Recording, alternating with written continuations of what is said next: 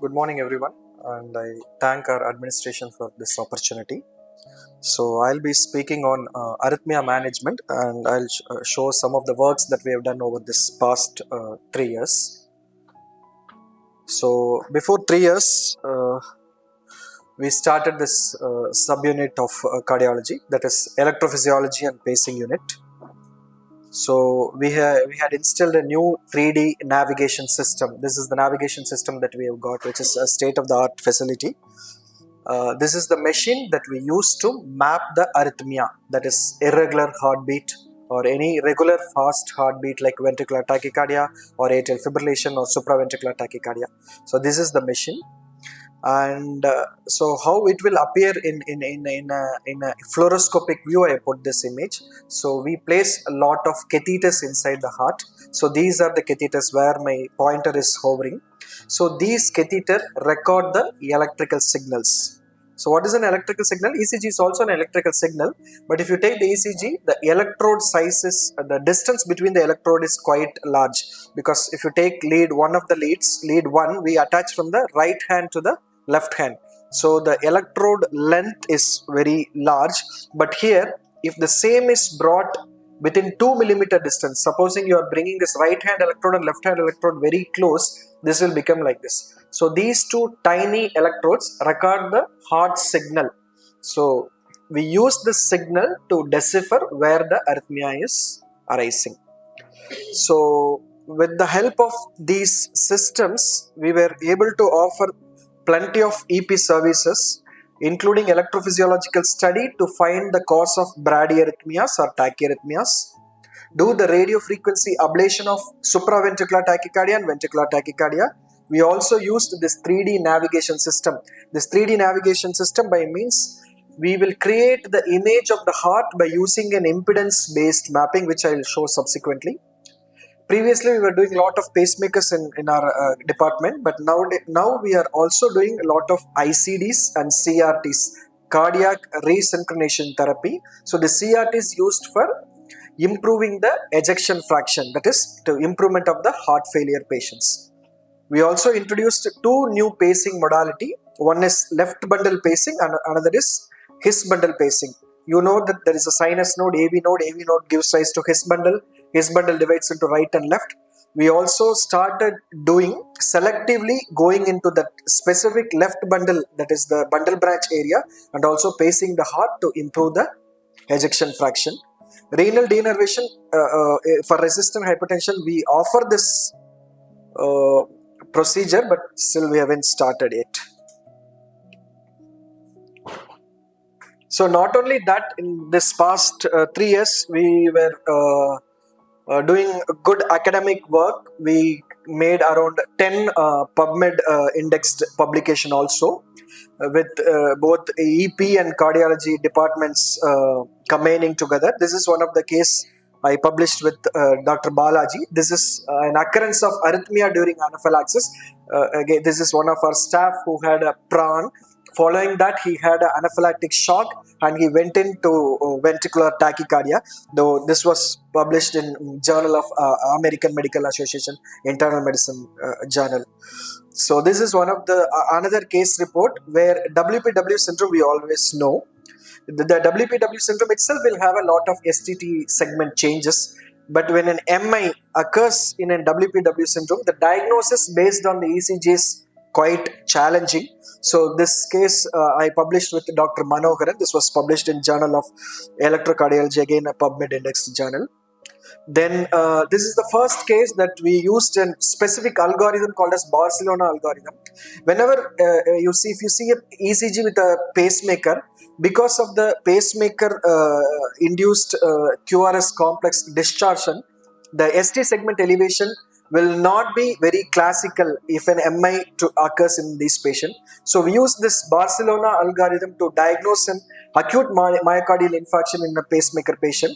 It was in fact missed. He is from a faraway place, and there he was treated like any other non-cardiac chest pain. But he came to us a day later, where we were able to diagnose and publish this. And this is one of the first case report in the world to show that the distal conductor fracture, the pacemaker leads are many times considered to be it's very hard, and it won't get damaged easily. But we found a distal conductor fracture when we used for left bundle branch area pacing. This is one of the complications that we reported.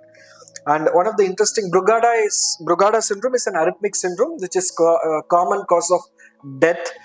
And during left anterior descending artery occlusion (MI), we had an ECG changes which were mimicking Brugada syndrome, but in fact it was a change produced by LAD occlusion.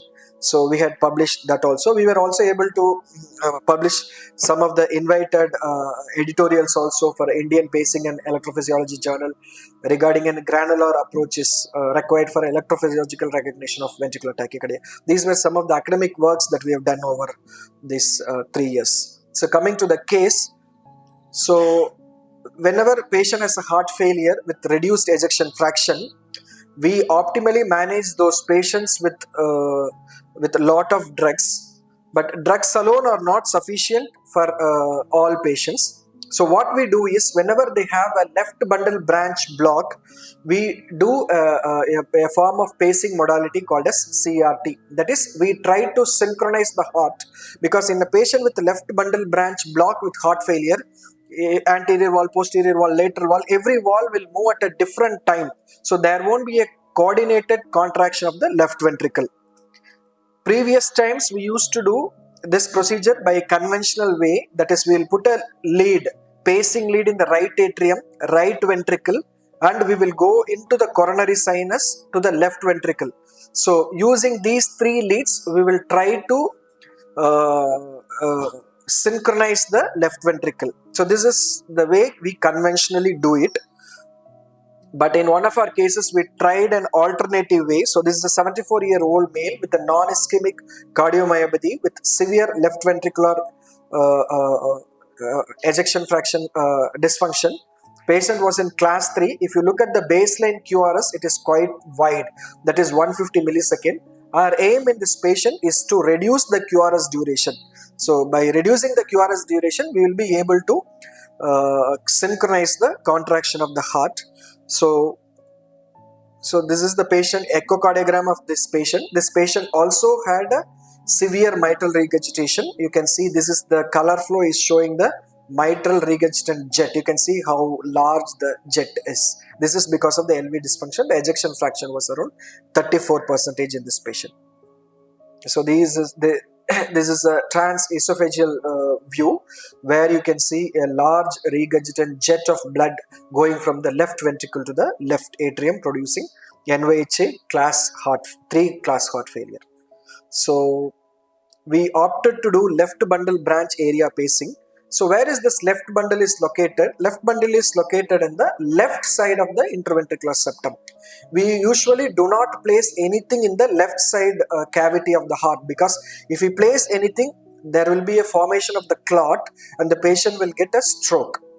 So what we did in this case was, we went from the right ventricle and we tunneled this lead. This is the pacemaker lead which has a screw in the front. So this is the pacemaker lead which we have used to tunnel from the right side of the interventricular septum to the left side of the interventricular septum, just to abut the left bundle. Left bundle is a conduction system. So the QRS, which was 154 millisecond before the left bundle branch area pacing, it finally narrowed down to 124 millisecond. Mitral regurgitation, which is on the left side, and this is the mitral regurgitation. You can see within 24 hours, there is a gross reduction in the mitral regurgitation in this patient. So we had also installed this new machine which is called as cryoablation, where radiofrequency ablation we use a hot energy, that is heat energy. So cryoablation we use the cold energy to cure the rhythm abnormalities. Atrial fibrillation is the most common irregular and sustained ventricular arrhythmia. So where this atrial fibrillation occurs in the heart is, usually the impulse starts in the sinus node. In an atrial fibrillation, it starts from the pulmonary veins. There are 4 pulmonary veins. So these abnormal signals which trigger the atrial fibrillation usually comes from this pulmonary veins. So our aim is to ablate this abnormal focus in the pulmonary vein. Why cryoablation? Because it is minimally invasive, non-surgical, and a very short hospitalization time, and also there is a reduced recurrence of arrhythmia following cryoablation. So what do we do by this? What do I mean by this procedure is, we take this balloon, cryo balloon, inside the left atrium. So we go to each of the 4 pulmonary vein ostium and we occlude the pulmonary vein ostium and we pass this liquid nitrogen gas. So once the liquid nitrogen gas goes inside, the tissue gets thawed and it gets destroyed. So I'll show you an animation video of this. So we first place this kind of a recording catheter in the left atrium into the pulmonary vein. Following that, we take this balloon, which is a cryo balloon. Through this balloon, we pass this gas, which cools the tissue. When the tissue gets cooled, there will be a formation of an ice crystal inside the cell. Due to the formation of the ice crystal, the cells, the arrhythmia producing cells will get destroyed. So that is what, and we have done one case. So this is a 67-year-old male, a systemic hypertension. Her risk factors were systemic hypertension. She was having paroxysmal atrial fibrillation, very frequent AF and heart failure related hospitalization. So initially she was treated with antiarrhythmic injection and oral amiodarone. It was not responsive to that. Then we started on flecainide, but she developed an adverse effect to the flecainide, and because of this repeated episodes of hospitalization, and she is intolerant to these antiarrhythmic drugs, so we decided to do cryoablation for her atrial fibrillation. So as a pre-procedure evaluation, we were just doing a CT scan of the left atrium. These are the 4 pulmonary veins. So we were just looking at the anatomy to see the suitability of this procedure. So this is one more facility we have. Normally you would have seen echo being done in the echo lab, and sometimes we do transesophageal echo. This is called as intracardiac echo. That means we take the echo probe through the femoral vein and we place inside the heart. That is, we usually place this in the right atrium. So in this case, the echo probe is around here. This is the image of the heart. This is the appearance of heart in a intracardiac echo. So we puncture the interatrial septum. So once we puncture the interatrial septum, we place this kind of a mapping catheter, the one you see with black dots, and this is the balloon. So this is the cryo balloon. So in this image, we have placed in the right inferior pulmonary vein. So we inflate the balloon, we occlude the ostium of the pulmonary vein. Following that, we pass the liquefied nitrogen gas, and after it the temperature drops to the set degrees, then we will reheat it and take the balloon, and then we will go to the other vein. So like this sequentially we will do in left inferior, left superior, and also right superior and inferior pulmonary veins. So this is the 3D mapping image, where after this ablation, you can see the rhythm getting regularized and patient turning into the sinus rhythm.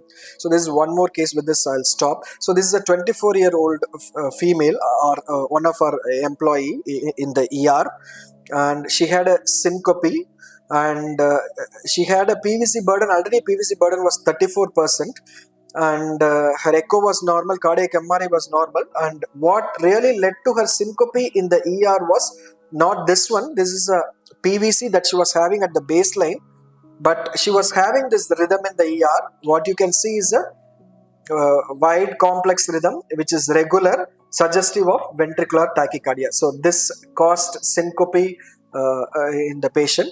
So we decided to give a permanent cure rather than subjecting her to the toxic doses of antiarrhythmics, because we know when there is no coronary artery disease, when the MRI is normal, we can straight away give a curative therapy for this ventricular tachycardia.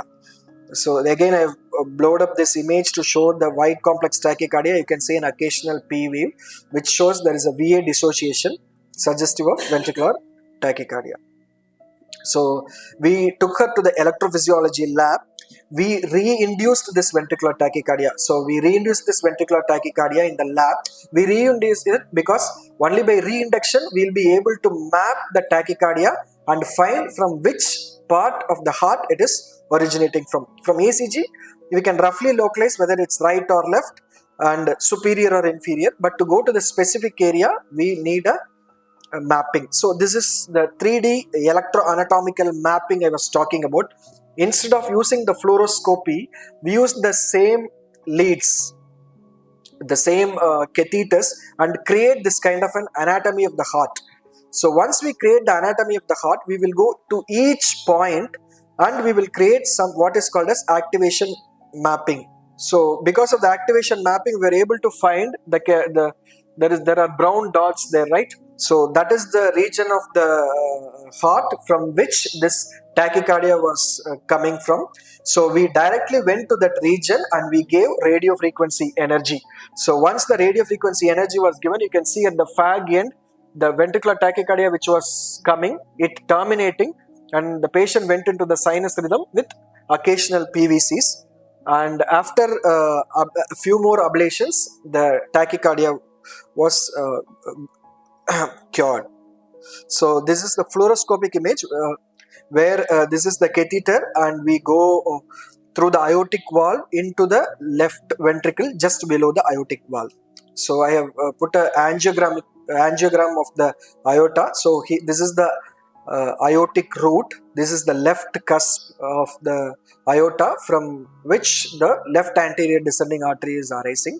So this arrhythmia was just coming below the left cusp, quite dangerous area of the heart because it is very close to the major blood vessel, but very carefully we were able to ablate this arrhythmia focus, and she is doing well and still she is working with us.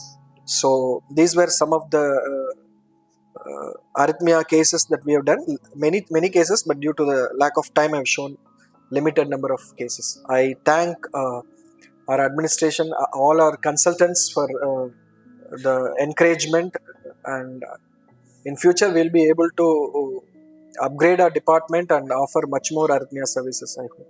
Thank you, one and all.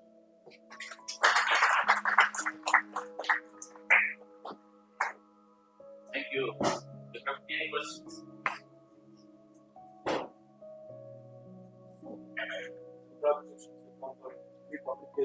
Thank you, sir.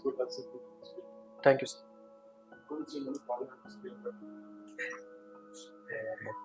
You said you're going from the right. Yes, sir. How do you know? Okay, how do so I'll start tunneling from the right ventricular aspect of intraatrial septum.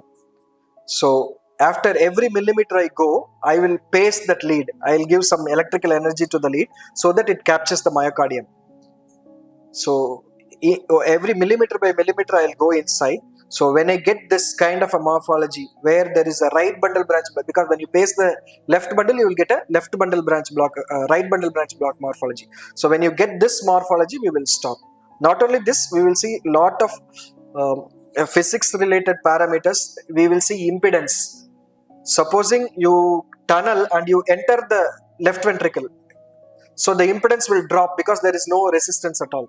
That means you will pull it again and implant this lead from a different area. So you wouldn't allow the resistance or the impedance of the lead, we will measure at each point, not to fall below 400. So if it falls below 400 or it becomes 300, that means you have entered inside the left ventricular cavity. Then you will safely pull, then you will try from a different region.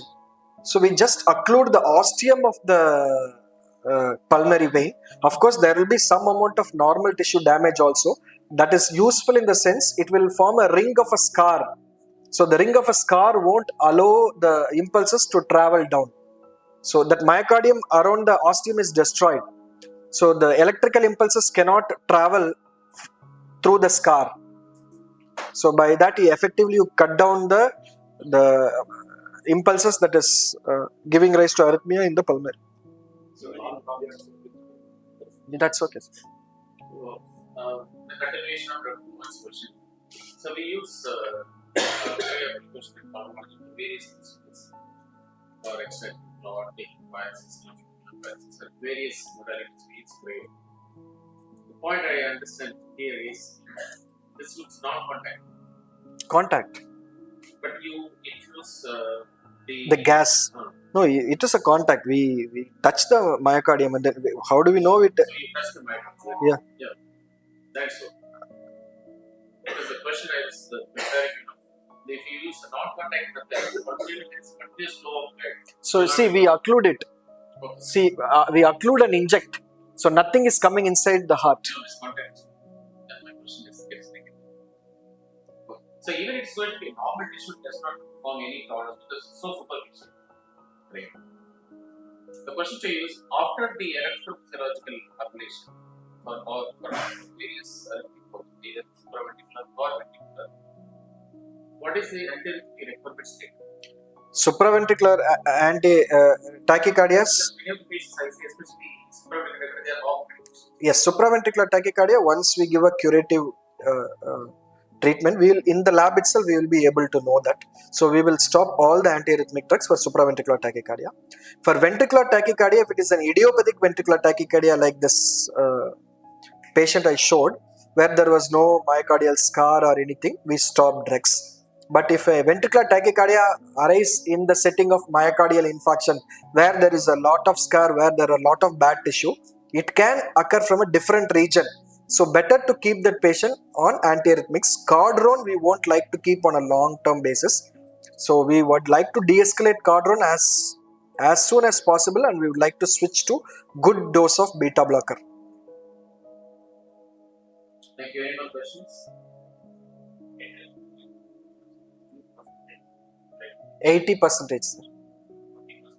There is a chance for recurrence because it's considered to be a continuous disease like diabetes, but still that would offer a good quality of life for the patient and also the reduced incidence of heart failure because of arrhythmia.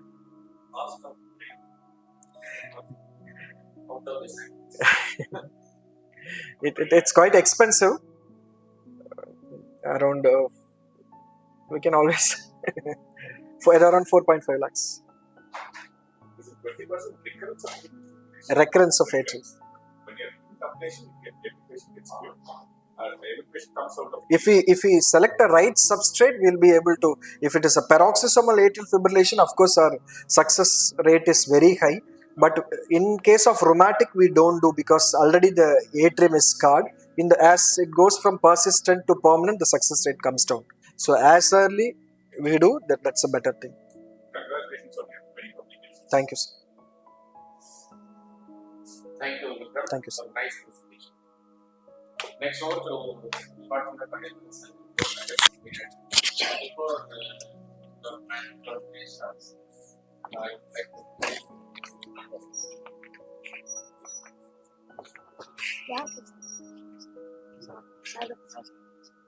Morning, everybody. Okay. Good morning, everyone. At the outset, I would like to thank hospital management, medical director, medical superintendent, CEO sir, and Dr. Bhavanathan also for accommodating last-minute changes in the clinical operating program. Dr. Tyagaraja sir is not here today. He is in an important meeting as a faculty. So we are presenting the cases, both adult and pediatrics. First presentation will be an adult presentation by Dr. Dinesh. He will be presenting a case series of surgery, the complex surgeries done for aortic arch. That will be followed by the pediatric case presentation by Dr. Manfred, which will be a string of interesting pediatric surgical cases.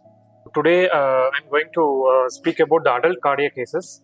So I'm going to share the story of 3 arches. So these 3 arches we have operated on last month. So basically the arch what I am talking is the arch of the aorta. So what are the pathologies affecting the arches of aorta? Those includes dissections, the most common. That can be acute dissections or chronic dissections, and aneurysms, which means that the dilatation of the aorta, which is not good for the patient. That aneurysms can present in ascending aorta, arch of the aorta, can be in the descending or thoracoabdominal aorta. So why these occurs? The most common cause is uncontrolled hypertension and some connective tissue disorders and some medial diseases of the aorta or some infections in the aorta can be iatrogenic, can be due to atherosclerosis, can be due to congenital presence of bicuspid aortic valve, and can be due to trauma. The classification of aortic dissection. So basically there are two types of classification. So stand for type A and type B. The type A is where the dissection, the entry point where the dissection occurs in the ascending aorta, regardless of the extent of the aneurysm or dissection. If the dissection is present in the ascending aorta, it is called stand for type A, and this type A aortic dissection is an emergency. It can lead to various complications, like the dissection can extend downwards and it can cause the coronary malperfusion and can result in ischemia, infarction, or the dissecting blood can come out of the true lumen into false lumen, and it can rupture, and after rupture it can lead to cardiac tamponade and patient can collapse. So type A dissection is emergency. And type B stand for type B is the dissection occurs beyond the arch vessels, that is in the descending thoracic aorta, regardless of the extent. So that is type B. So we basically deals with type A dissection as an emergency basis. So why we have to operate this patient? Because the type A dissection is very lethal, and 50% of the patient will be dead in some 48 hours. So that roughly corresponds to 1% of mortality per hour. So our three arches. So the first patient is the diagnosis acute on chronic dissection. The second is ascending and aortic arch aneurysm in a patient who underwent aortic valve replacement. And third is isolated aneurysm of the arch of aorta. So the first patient is a 70-year female patient. She presented with chest pain for 4 days, dyspnea on exertion for 4 days, admitted in cardiology, evaluated, and 2D echo showed a flap in the ascending aorta. Immediately shifted to for CT, and the CT aortogram showed this picture. So here we can see the dilated ascending aorta, and the dissection segment is also there, and the dissection segment almost involves all the ascending aorta and going toward the descending thoracic aorta. So how we manage this patient? So first we have to access the aorta, that we have done through median sternotomy. So after sternotomy, we have to establish cardiopulmonary bypass, so which is nothing but we have to operate on the heart and arch vessels. So for that time, the blood supply to the whole body is done by what is called cardiopulmonary bypass. And after establishing cardiopulmonary bypass, we have to cool the patient. So why we have to cool the patient? Because basically we have to reduce the metabolism of the body. So since this is not heart, this is oxygenator which is covering all the body. If we cool the body temperature, the metabolism of the body will reduce. So less damages in the post-surgery. So after cooling, after everything done, we have to cross clamp the aorta, we have to arrest the heart. So after out, we have to remove all the dissected out segments. And sometimes we have to even arrest the perfusion, which is being done by cardiopulmonary bypass, that is called total circulatory arrest. And so this, why we have to do total circulatory arrest is we have just for the bloodless field. So during this total circulatory arrest, the time is important, and temperature also. We usually cool to 20 degree, and the time we keep for total circulatory arrest is some 15 to 20 minutes. Before that, we have to complete the major part of the surgery, and anastomosis we have to do, and restart the flow, and we have to restart the heart. So the first thing is cardiopulmonary bypass. So for this kind of patients, we have to cannulate the femoral artery and femoral vein, and with this the cardiopulmonary bypass is established. And axillary artery also we have to cannulate. So because as I mentioned, the total circulatory arrest. So during this total circulatory arrest, the body is taken care by femoral bypass. So we have to shut down the flow, and the brain perfusion is taken care by axillary artery cannulation. So for that we have to cannulate the axillary artery. So during the total circulatory arrest, the total circulatory arrest is for all the body parts except brain. So brain we have to perfuse with a little flow. So for that, the axillary artery also we have to cannulate. So okay, so everything done. The next is we have to clamp the aorta and open the aorta and dissect out all the segments. and so this is the first case patient. So in this at this time, femoral artery cannulation done, axillary artery cannulation done, and cross clamp we have placed, and we have dissected out all the segment. And what is being shown here is the dissection flap. So you can see two lumens there. So the inside one, the whitish one, is true lumen. So actually blood have escaped from this true lumen and it went into the false lumen, which is the outside one. So we have to dissect out all these things. So okay, we have dissected out all these things, and we have to take this, we have to replace whole the all part. We have to take the graft, which is artificial graft. First we have to anastomose the distal end, so that is shown here. The next, the picture C shows the proximal anastomosis is being done, and D, the completed picture. So, and this is the first patient, shown the heart is beating. We have restarted the flow. So the heart is beating, the dissected segment and the dilated segment is replaced by this artificial graft. So the right side one is the patient's native, the preoperative image. The left one shows the dissected part and the dilated part we have replaced. So this is our first case. And the second case is a 58-year male who underwent a mechanical valve replacement, and after mechanical valve replacement he was being under follow-up, and during evaluation he was diagnosed to have ascending and arch aneurysm, so basically dilatation. So this is his picture. So in this picture, what the difference between first and second was, in this there is no dissection but a dilated segment. So if you leave this patient, he may develop dissection, basically type A dissection, and he may die. So so the segment shows the dilated ascending aorta and part of the arch also dilated. So the surgical management same: femoral artery, femoral vein bypass, axillary artery cannulation, as I said, for cerebral perfusion during total circulatory arrest.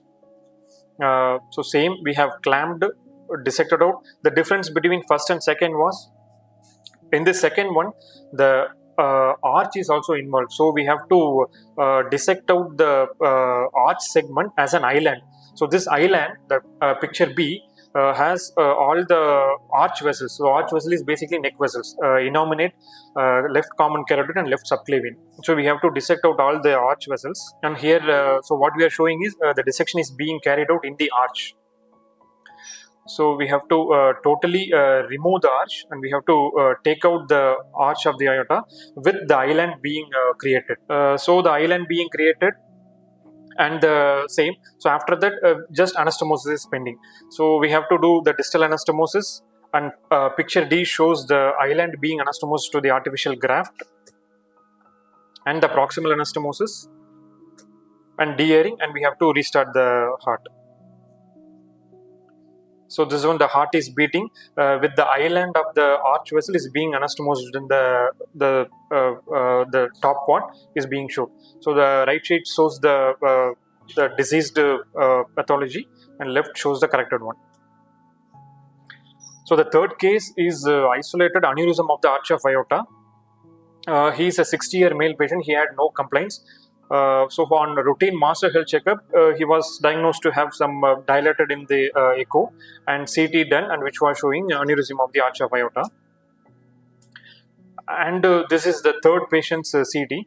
So that you can also see that showing the arch, only aneurysm in the arch of the aorta, and all the arch vessels. Even you can clearly see the left subclavian is arising from the arch of aorta, and that's the posterior image. So the ascending aorta is normal, arch of the aorta is dilated.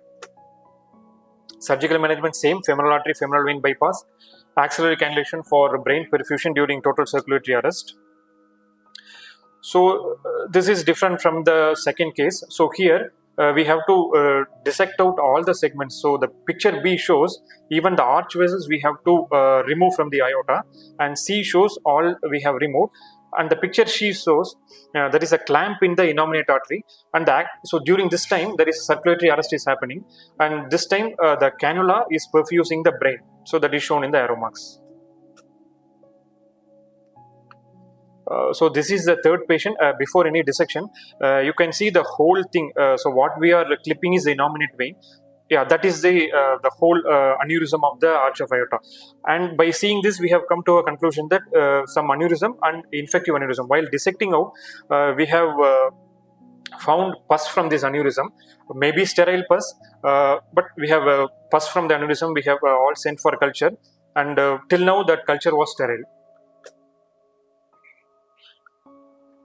So the same patient, the picture is showing all the dissecting out segments. So this is the arch of aorta, all are being removed. And this one after dissection. So what we are shown is the descending thoracic aorta, and you can see the Foley's catheter. So that Foley's catheter is occluding the arch vessels. So basically left common carotid and left subclavian, it is occluding those two because the cerebral perfusion is taken care by the axillary artery, which is perfusing the right common carotid artery. So that's all. So everything we have done, all dissected out we have done, and descending thoracic aorta we have anastomosed, and all the individual arch vessels are being anastomosed to the artificial graft. So everything done. Now the proximal part is being anastomosed to the native aorta, and this is the completed arch. So this one is the native after repair. So all the three arch vessels are being anastomosed, and the ascending aorta is also seen. So this is final thing. The heart is beating, and so we have restarted the flow, and the surgery was successful. So among these three patients, two patients discharged, went home, came back for follow-up, all are good. But this last patient, because of this aneurysm, on the ICU post-op day, he had developed a delirium, and so he basically went into septic encephalopathy. For that, we have involved neurologists and infectious diseases, and so he is being taken care by. He is showing a gradual recovery. So hope he will go home. So thank you.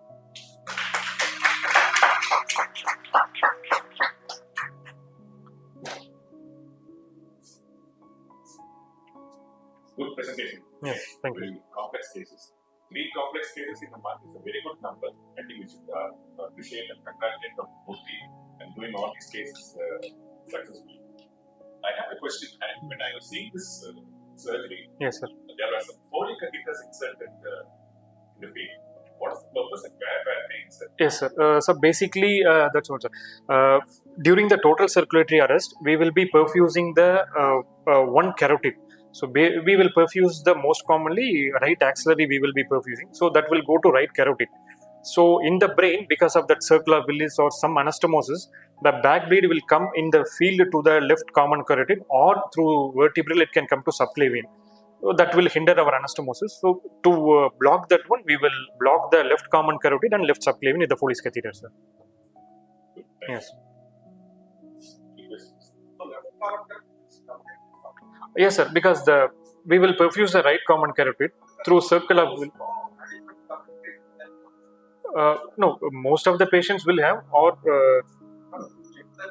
yes, sir. We will usually check in the CT iodogram, sir. If that is there, then we will cannulate both, sir. Right subclavian, left common carotid and innominate, sir. Both we will cannulate, sir.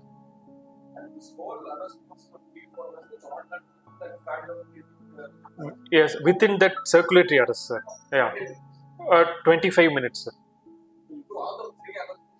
25 minutes. Sir, the thing is, first we will do the left subclavian, sir. Left subclavian, and we will do the right subclavian. Then we will release the Foley's catheter. So that is step by step manner, sir. First left subclavian, and we will remove the catheter. So that is being perfused by the common carotid thing. And left common carotid we will release the clamp. So that is being perfused like that, sir, sequentially. 3 graft, yes, sir. And this, apart from that, this patient also had a disease in the diagonal. So one you can see a vein graft there, sir. So bypass also we have done.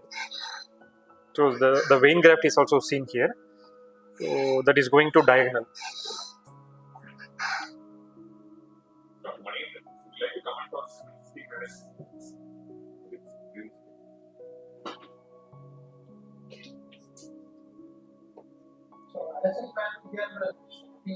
take care of the pressure of the patient until adequate care. Otherwise, the most important thing is waiting in the brain for started food spikes and then fevers on the top. Then keep a watch on the positions in data. Then the other important thing also is to start to take care of the calls and so one of these patients was kept just open and Yes, sir. That is because bleeding issues or some edema will cause that we cannot able to close the chest, sir.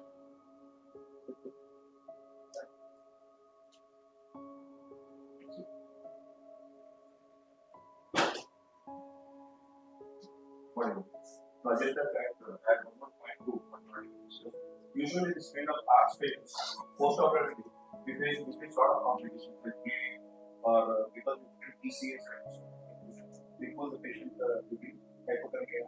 We have a lot of usually sort of complications post-operatively. Patient may have excessive bleeding, they may have events like stroke, brain balance edema, or they may even solid organ dysfunction like renal dysfunction or hepatic dysfunction. But this last case, which we discussed, the third case, which is one of the state of the art performed here. And fortunately, the patient has come out very well and he will extubate the next day morning. He is completely alright. We can probably tell that the patient has not faced even one surgical complication following the surgery. But the only thing that we are facing struggle right now is the infective part, being an ionic abscess and patient on CPT. So the abscess has been spread across the body. So the abscess has been spread across the body and not this recording consequences. So usually the mortality following this kind of surgery is mainly for the surgical complications. But we can probably announce that this patient is doing well. Definitely his surgical complications are completely.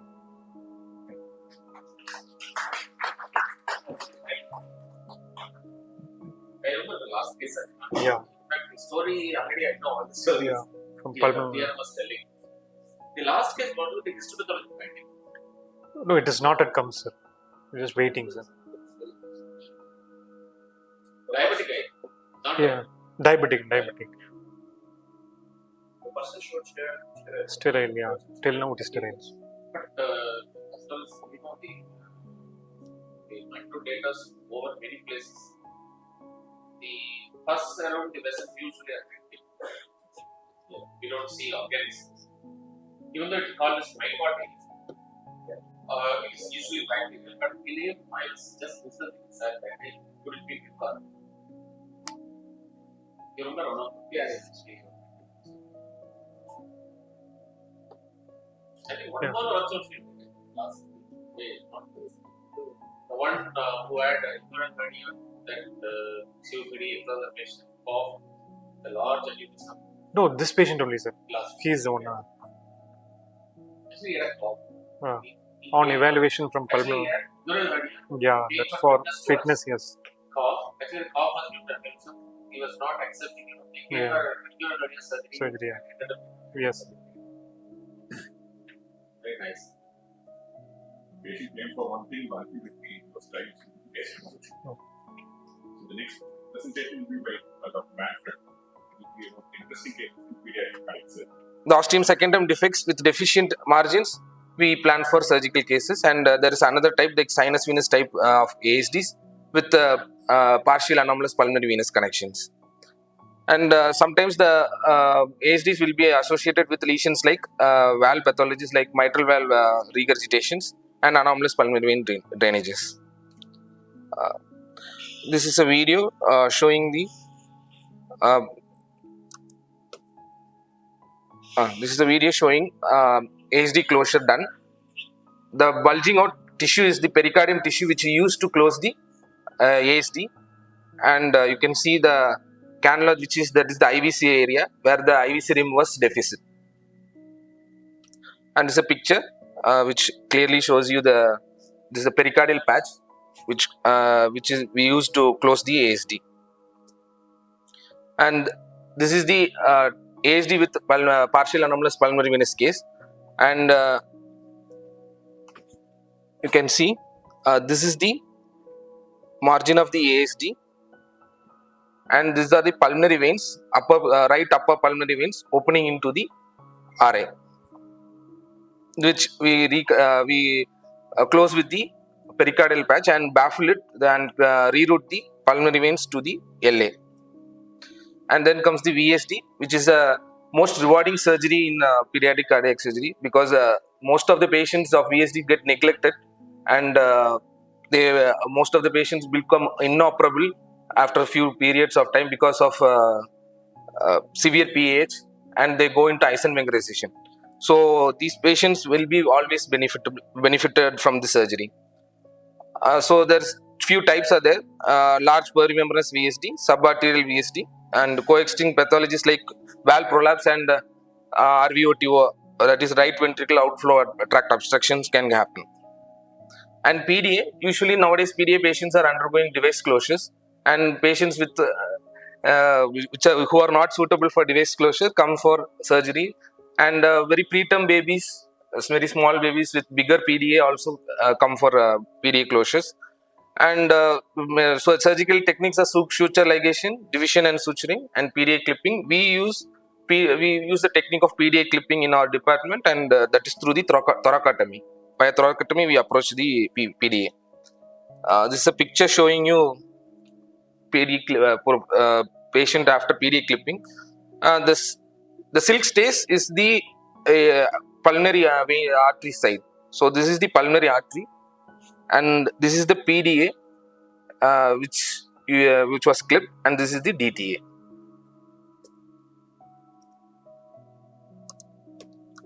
This is a video showing you after clipping of the PDA. So next comes the coarctation of aorta, and coa represents 8 to 10% of congenital heart disease. It is the narrowing of the aorta in the upper thoracic aorta in the region of the ductus arteriosus. Here you can see the coarctation of aorta and the PDA. It will be either the juxta ductal, or at the level of the ductal area there will be coarctation. So coarctation repair can be done through balloon angioplasty or through surgical repairs. This is a video showing you the coarctation segment. Here you can see the coarctation segment. This is the arch end, aortic arch end. So this is after ligating the PDA. This is the coarctation segment. So now we apply clamp above the coarctation segment and below the subclavian artery, left subclavian artery, and DTA also clamped, and we have excised the coarctation segment along with the PDA, ligated PDA, and we will leave it there. So now the DTA and arch is mobilized. Before that also we will mobilize, and now that incision is extended on the base of the arch, and now the end-to-end anastomosis is done. So the coarctation part and the PDA ligated is in the side of the anastomosis. So next is the tetralogy of Fallot. It usually comprises of 4 parts, 4 components. The first thing is narrowing of the pulmonary valve, which will obstruct the RV outflow, which will make the RV to work hard to push the blood outside the pulmonary valve, and it will cause the right ventricular hypertrophy. And to survive if there is pulmonary outflow, to survive this condition, there should be some VSD or some ASD. Usually VSD will be there, which will be subarterial or mal-aligned VSDs will be there, and there will be overriding of aorta. Overriding of aorta is part of the aorta will be arising from the right ventricle, and part of the aorta will be arising from the left ventricle. Surgical management, our unit favors early correction, and if the patient is symptomatic, patient will be taken up at any time, and if it is asymptomatic, by the age of 5 to 6 months we advise for surgery and we will go ahead. Surgical strategies: if the branch P's are very small, we will plan for palliative surgeries like BT shunt, and if the branch P's are good in size, then we will plan for complete corrective surgery. Then TGA, transmission of great arteries, where the is defined as aorta arising from the right ventricle and pulmonary artery arising from the left ventricle. The surgery performed is ASO, that is arterial switch operation, in the neonatal period within few days of birth. Like within once the diagnosis is done, patient should undergo surgery. That will be the life-saving procedure. Here you can see the pulmonary artery and aorta. We have cut open it and we have interchanging it and anastomosing it. And TAPVC, that is total anomalous pulmonary vein connection, is the anomaly in which pulmonary veins have no connection with the left atrium, and the pulmonary veins connect directly to one of the systemic veins. PFO or ASD is usually present, essentially in those who survive after birth. So, infants presenting with obstructed TAPVC usually always needs surgical. It's a surgical emergency. So they need they require intensive resuscitation before going for definitive surgery. Recently, we have done a case like that. And non-obstructive TAPVC are relatively stable and can be taken for elective corrective surgery within few days of diagnosis. Usually, they will be presenting at the older age group, like 10 years, 12 years of age. So we go to the interesting cases. Now the case one is 2-month-old baby who was evaluated for tachypnea and irritability in Erode, and echo showed massive pericardial effusion and mass in RA. Baby was shifted to Ramakrishna Hospital and pericardiocentesis was done, and 200 ml of blood saline fluid was aspirated, and echo showed a very large right atrial mass. This is the echo showing right atrial mass. This is the mass sitting in the RA. So CT showed a large tumor in the right atrium, showing intense enhancement in the periphery with poor enhancement in the central, probably hemangioma or angiosarcoma. Baby was planned for surgical excision of the tumor, and baby underwent complete excision, and biopsy also revealed as capillary hemangioma. It's a very rare cardiac tumor, and here in the picture you can see the RA is opened and the tumor is seen. The tumor was adherent to the RA wall and to the IVC also. So we have to delicately dissect it and separate it from the RA wall and IVC, and we removed the mass in toto. This is the image showing you. This is a video showing you how we dissected the RA mass. So we have dissected it from the free wall of RA, and the base of the mass was excised in from the RA floor, and it was excised in toto. So this is the image of the mass excised after the procedure, and this is the baby who underwent that procedure, and this is during her revisiting. So second case is a neonatal 2 weeks old neonate, and she was evaluated for tachypnea. It is also from Erode, and patient echo revealed RPA arising from the ascending aorta. Patient was presented with severe PAH, and this diagnosis itself an emergency for indication for emergency surgery, and surgery was under. This is the CT showing you RPA arising from the aorta, and it was from the posterior of the aorta.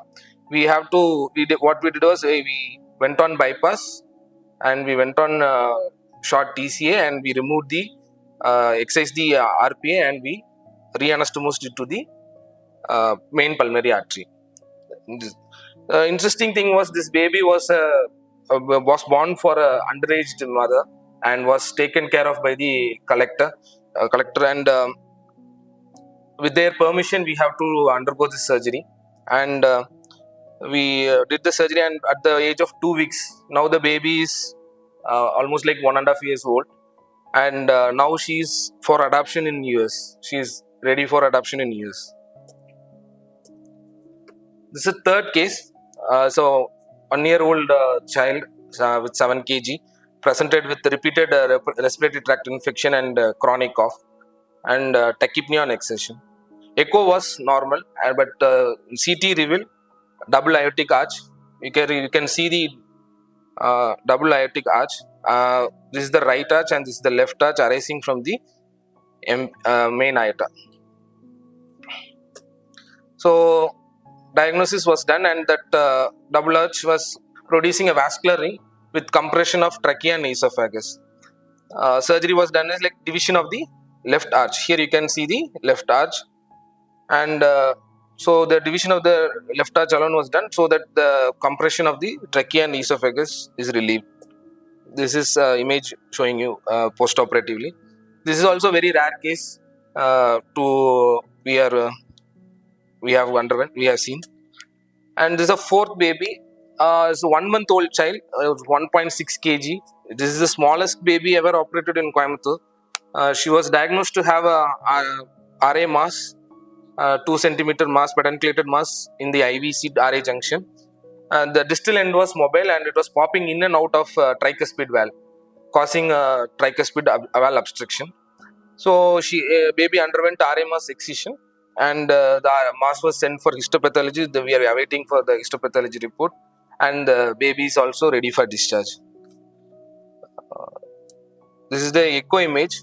Here you can see the mass arising from the IVC, and it is going in and out of the tricuspid valve. So this is the video showing you. We have opened the, as usually we went on cardiopulmonary bypass, and we opened the RA. But the difficult part was this mass was attached to the IVC. So the cannulation strategy was slightly different in this patient. So we cannulated the SVC and then RA, and we snugged the IVC, and we opened up the RA and we removed the RA mass in toto. Here you can see this is the mass which we pulled out, and it was removed. This is the baby now, and the baby is now ready for discharge. Baby was post surgery 1.6 kg. Ventilation was quite difficult, and the post-op ventilating management and everything was taken care of our NICU department, who has a very good facilities here. And case 5 is a 7 days old 3 kg female. This case you would have all seen in our news. Baby was brought here after giving green corridor, and patient was shifted here within 2.5 hours. This credit goes to our management for arranging this transportation. And patient was diagnosed to have cyanotic congenital heart disease in Trichy Medical College, and there they diagnosed it to have a coarctation of aorta, or they were not quite sure about the diagnosis. So patient after delivery and third day of life, patient developed tachypnea, respiratory distress, and was intubated. So our team from here from NICU team from here went to Trichy, and they shifted the baby from there to our hospital by evening, and next day morning we took the patient. And before that, during echo, Devaprasad sir identified it is not coarctation of aorta, it is an obstructed infracardiac TAPVC, which is an emergency procedure, which needs an emergency surgery. Patient had large ASD, which helped the baby to survive, and moderate PDA and mild coarctation. Next day morning, patient underwent TAPVC repair. So, and the patient was shifted to CVICU with chest open, because there was some tissue edema, cardiac edema. So we don't want to close the chest the same day. So first day we had open chest and was managed, and the next day patient chest was closed and was shifted to NICU, and now the baby is doing well and baby is ready for discharge. This is an echo image done before surgery. So this is the descending vertical vein opening into the LA. So this running commentary was given by Dr. Devaprasad. So this is the post-op echo. So yeah, this is the anastomotic side. So this is the baby now. She is also ready for discharge. And this is the team which have tirelessly worked for this babies. Pediatric surgery is not just a surgery, it's an emotion.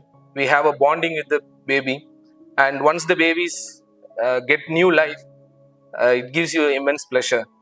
So this is the team which is comprised of Dr. Vijay Sadashivam, who's our chief pediatric cardiac surgeon, Dr. Deva Prasad sir, our pediatric cardiologist, and myself, and our cardiac anesthetist Dr. Narendra Menon and Dr. Manihandan, and our NIC team, and Dr. Samira PIC team, and our perfusionist, who is very, very, very important for our procedures, and our team of staff nurses, OT and ICU staff nurses. I thank everyone for your tireless work, and it's a going, it's a இணைந்த கைகள் மாதிரி இது. So without you all, it is not possible. Thank you.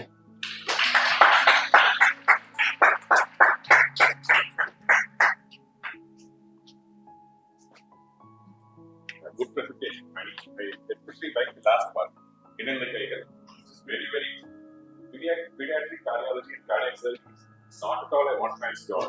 It's a teamwork. Every person has to play their role very well, and it starts with the exact diagnosis of the condition. Diagnosing congenital heart disease is very tough, and I should appreciate Dr. Dev sir for giving us accurate diagnosis all the time. Especially in the last case, this was referred as a coarctation of aorta. But when Dr. Deva sir did an echo here, the diagnosis completely changed, and it was obstructed infracardiac PLPDC, which is a very complex problem.